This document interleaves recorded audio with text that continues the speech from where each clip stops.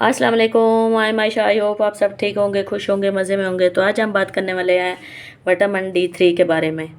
तो पहले भी मैं एक वीडियो बना चुकी हूँ न्यू बॉर्न बेबी के लिए कि उन्हें क्यों विटामिन डी देना चाहिए, और बड़े उम्र के लोगों के लिए भी बना चुकी हूँ विटामिन डी के ऊपर वीडियो। तो विटामिन डी की कमी हो जाए हमारे जिस्म के अंदर तो क्या क्या नुकसान हो सकते हैं इसके, और हमारे जिस्म के अंदर क्या क्या तब्दीलियां आ सकती हैं। और एक ये भी सवाल बड़ा आता है कि विटामिन डी को K2 के साथ क्यों लेना चाहिए, और विटामिन डी को D3 भी कहते हैं। तो आज हम इस बारे में बात करने वाले हैं। तो अब बात कर लेते हैं कि हमारे विटामिन डी की हमें कमी हो जाए तो हमारे जिस्म के अंदर क्या क्या तब्दीलियां आ सकती हैं, क्या क्या मसले हमें हो सकते हैं। पहले नंबर पे तो है हड्डियों का कमज़ोर हो जाना, और जोड़ों में दर्द रहना, पट्ठों की कमज़ोरी, मूड हमारा ख़राब रहता है, और सबसे बड़ी बात कि डिप्रेशन बहुत ज़्यादा होती है, बंदा डिप्रेशन में चला जाता है, और बात बात पे मूड ख़राब हो जाना, कभी हंसने लग जाना, मतलब फ्रेश मूड हो जाना, कभी ख़राब हो जाना। और एक और कॉमन मसला जो देखने में आता है भाई, जल्द का ख़राब हो जाना, जल्द के मसले मसाइल बहुत ज़्यादा इशू होने लगते हैं।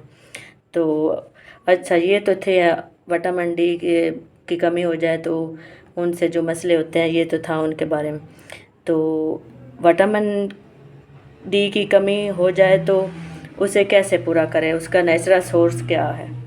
वैसे तो विटामिन डी आपको पता ही है, सबको पता होता है भाई, सनलाइट से हमें मिलता है विटामिन डी। और दूध, दही, अंडे, फ़िश और वेजिटेबल्स और फ्रूट वगैरह, नट्स, इनसे मिल जाता है हमें विटामिन डी। लेकिन जैसा कि आपको पता ही है, हमारे कुछ लाइफस्टाइल ऐसा हो चुका है कि हमें, हमारी जो बॉडी है वो धूप पे अगर बैठ भी जाए तो विटामिन डी जो है हमारी बॉडी वो ठीक तरीके से बना नहीं पाती, हड्डियों तक पहुंचा नहीं पाती। तो वैसे लाइफस्टाइल भी ऐसा हो गया भाई, खुराक के ज़रिए भी हम पूरा नहीं कर सकते विटामिन डी को। तो अब बात आती है भाई विटामिन डी को फिर हम पूरा कैसे करें। आप कोई भी अच्छे से विटामिन D3 के ले लें कैप्सूल। हाँ, विटामिन डी को विटामिन D3 भी कहते हैं, ये दोनों मतलब सेम ही होते हैं। विटामिन डी भी कह लेते हैं, विटामिन D3 भी कह लेते हैं। तो आप कोई अच्छे से विटामिन डी के टैबलेट ले लें या सॉफ्ट जेल ले लें कैप्सूल, तो आप इजीली किसी भी अच्छे से मेडिकल स्टोर से ख़रीद सकते हैं, या फिर डॉक्टर से मशवरा करके, अगर आप में ये सारे इशू हैं तो डॉक्टर से मशवरा करके अपने किसी भी, तो ये वो डॉक्टर आपको कोई रिकमेंड करेगा तो आप कोई भी अच्छे से ले सकते हैं टैबलेट। और 1-2 महीने जब खाएंगे आप तो आपको अच्छा रिज़ल्ट मिलेगा। मैं और मेरे हस्बैंड ये पिछले 1 माह से इस्तेमाल कर रहे थे। तो मेरे हस्बैंड ने तो अब बंद कर दिए लेने, क्योंकि वो कहते हैं भाई मुझे तो अब काफ़ी से लेने से ना आराम मिला है।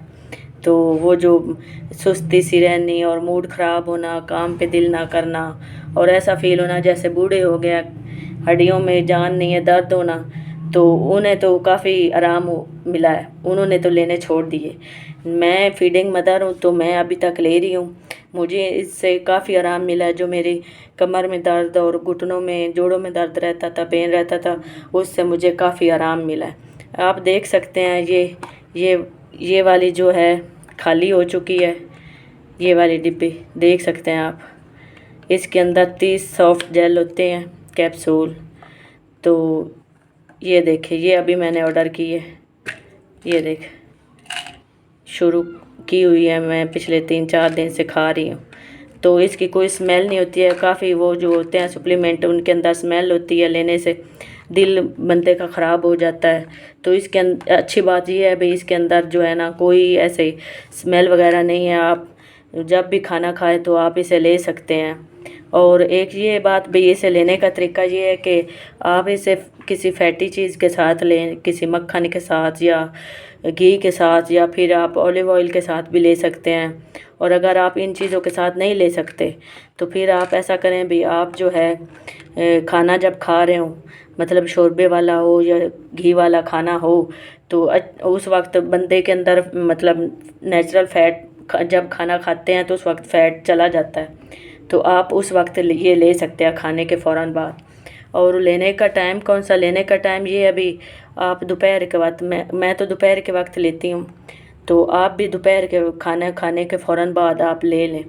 और अच्छे रिज़ल्ट के लिए इसे दूध के साथ लेना चाहिए, और या फिर किसी फैटी चीज़ के साथ। तो आप फैटी चीज़ नहीं ले सकते, दूध के साथ ले सकते हैं। अगर दूध के साथ भी नहीं ले सकते तो फिर दोपहर का खाना खाने के फ़ौरन बाद आप ले सकते हैं। तो ये डी मैक्स के ऊपर भी मैंने एक अलग से वीडियो बनाई है, वो जो छोटे बच्चों न्यू बॉर्न बेबी होते हैं उनके लिए।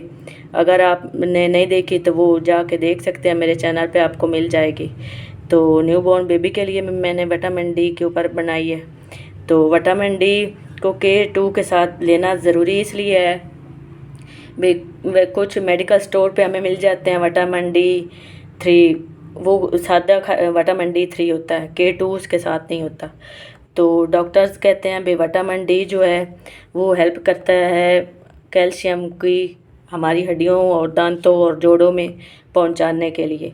तो अगर हमें विटामिन डी की कमी हो जाए तो कैल्शियम हमारी हड्डियों और दांतों तक नहीं पहुंच सकती।